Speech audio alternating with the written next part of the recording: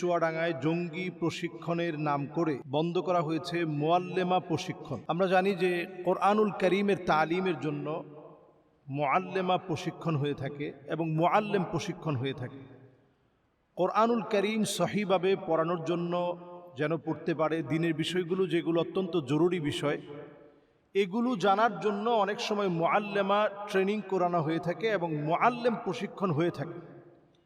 এই জাতীয় প্রশিক্ষণগুলোকে যদি জঙ্গি ট্যাগ লাগানো হয়, দলীয় ব্যানার লাগানো হয় এবং দলীয় ট্যাগ দিয়ে এগুলোকে যদি বন্ধ করে দেওয়া হয়, তাহলে এটা দ্বীনের বড় ক্ষতি হবে।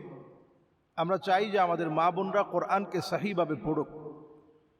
আল্লাহ রাব্বুল আলামিন পুরুষের পাশাপাশি আল্লাহ তাআলা মা বোনদের জন্য পড়াটাকে আবশ্যক করেছেন। কোরআনুল কারীম মা উলজিমা ফিহি কুলফা, যার উপরে শরীয়ত আবশ্যক, এমন প্রত্যেক নারী পুরুষের জন্য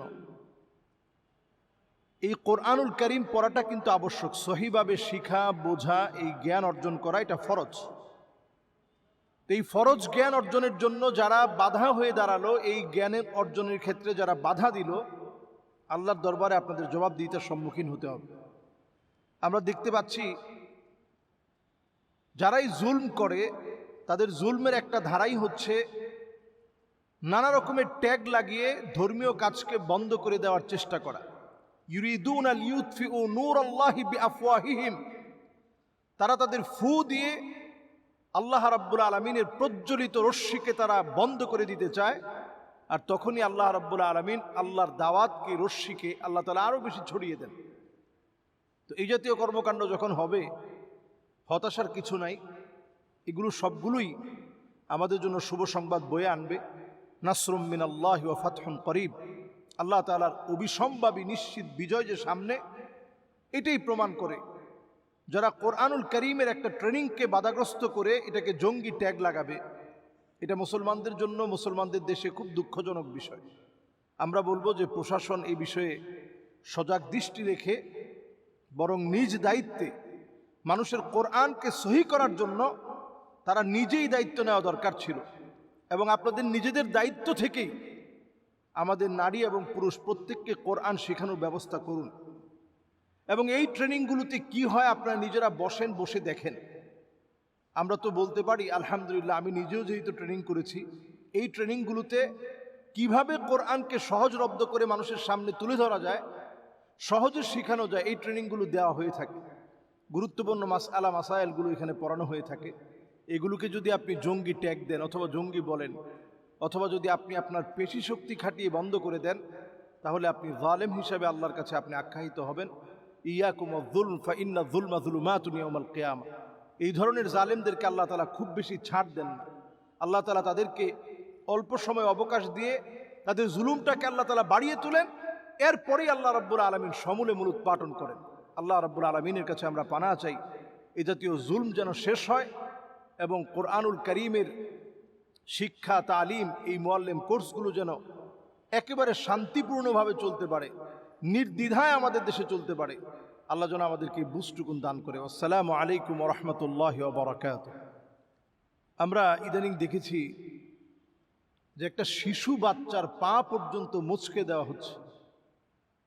যদিও ইস্যুটা পারিবারিকভাবে বলতেছে যে ভুল বোঝাবুঝি হয়েছিল, আচ্ছা ঠিক আছে, অসুবিধা নেই, কিন্তু এই ঘটনাটি আমরা দেখার পর সোশ্যাল মিডিয়াতে এতটাই ভাইরাল হয়েছে এবং আমাদের প্রত্যেকের দিলের ভিতরে দাগ কাটছে। প্রত্যেকটা মানুষের দিলের ভিতরে দাগ কেটেছে। একটা নিষ্পাপ বেহেশতি মাসুম বাচ্চা, যার কোনো অপরাধের অধ্যায় এখনো শুরুই হয় নাই, যেই বাচ্চা মনের ভাব প্রকাশ করতে পারে না, কথা বলতে পারে না, এমন একটা বাচ্চার পা মুচকে দেওয়া। আমরা দিন দিন নরপিশাচ হয়ে যাচ্ছি। আমরা মানুষ হওয়ার পরেও দিন দিন আমরা অমানুষ হয়ে যাচ্ছি। মানুষের ভিতরে মানবিকতা একেবারে লোপ পেয়ে যাচ্ছে। আমরা এই সমাজের ভিতরে দেখতে পাচ্ছি, শিক্ষক হয়ে ছাত্রদের সঙ্গে যে ধরনের আচরণ করা দরকার, এই আচরণটা অনেক জায়গায় হচ্ছে না। আবার ছাত্ররা এতটা অমানবিক হচ্ছে, শিক্ষকের গায়ে হাত তুলছে। গতকাল এই ভিডিও ভাইরাল হয়েছে, আপনারা দেখেছেন নিশ্চয়ই, যে শিক্ষকের গায়ে গিয়ে হাত তুলেছে। এর আগে দেখলাম কিছুদিন আগে যে সন্তানকে হয়তো ম্যাডাম একটা থাপ্পড় মেরেছে, গার্জিয়ান গিয়ে ম্যাডামকে গায়ে হাত তুলতেছে। তো এই যে একটা অবস্থা আমাদের সমাজের, সামাজিক যে একটা অসঙ্গতি, আমাদের কালচারাল যে একটা আগ্রাসন, কেমন যেন আমাদেরকে ধ্বংস করে ফেলছে, গ্রাস করে ফেলতেছে। এবং মানুষগুলা এত অমানুষ এবং এত অমানবিক হয়ে যাচ্ছে আমরা। বন্যায় যখন আমাদের দেশের মানুষ পানিতে ত্রাহি ত্রাহি করছে, খাবার নাই, ক্ষুধা, যন্ত্রণা, কষ্ট, ঠিক সেই সময় আমরা দেখতে পাচ্ছি খেলা নিয়ে অনেকে মাতোয়ারা হয়ে গেছে। বৃষ্টির ভিতরে ছাতা মেলে দিয়ে এরপরে তারা খেলা দেখছে। সুতরাং আমরা অনেক বেশি মানবিক হওয়া দরকার। আল্লাহর কাছে এই মানবিকতার অনেক বেশি দাম। আপনি আরেকজনের সন্তানের পাটা ভাঙার আগে আপনি একটু চিন্তা করেন, একটা মাসুম বাচ্চার পায়ের মধ্যে আপনি হাত দিয়েছেন। ইন্না মিন আবাররিল বীর আইয়ুদখিলা সুরুর ফি কলবি আহাদিকুম। সবচেয়ে বড় মনুষ্যত্বের কাজ হচ্ছে একজন মানুষকে খুশি করা। একটা মাসুম বাচ্চাকে আপনি খুশি করতে পারলে কত সওয়াবের কাজ। তাকে সঙ্গ দিয়ে যদি তাকে খুশি করতে পারেন, কত সওয়াবের কাজ। সেটা না করে বরং আমরা কিভাবে একটা মাসুম বাচ্চারে কষ্ট দেওয়া যায়, কিভাবে একটা মাসুম বাচ্চার ক্ষতি করা যায়, আমরা এই চিন্তা করি। এজন্য আল্লাহর কাছে পানাহ চান। এই সময় আমাদের অনেকেরই এত বেশি মোবাইল দেখার কারণে আমরা সবাই অ্যাগ্রেসিভ হয়ে যাচ্ছি এবং আমরা কেমন যেন অপরাধগুলো শিখছি, নতুন নতুন কৌশলগুলো শিখতেছি, আরো কিভাবে অপরাধ করা যায়। আল্লাহর কাছে এই সময়টা পানাহ চাওয়ার সময়। চতুর্দিকে আল্লাহ তাআলা আযাব গজব দিয়ে পাকড়াও করা শুরু করে দিয়েছে। এই সময় আল্লাহর দিকে আসেন এবং যেই শিশুর সঙ্গে এমন অমানবিক আচরণ করা হয়েছে, আমরা তার পক্ষ হয়ে বলতে চাই এ জাতীয় ঘটনা যেন আর না ঘটে।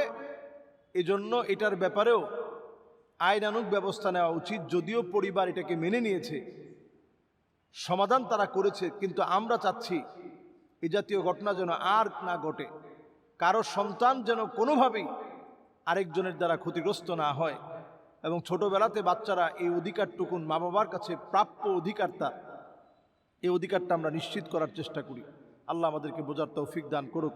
আসসালামু আলাইকুম ওয়া রাহমাতুল্লাহি ওয়া বারাকাতুহু।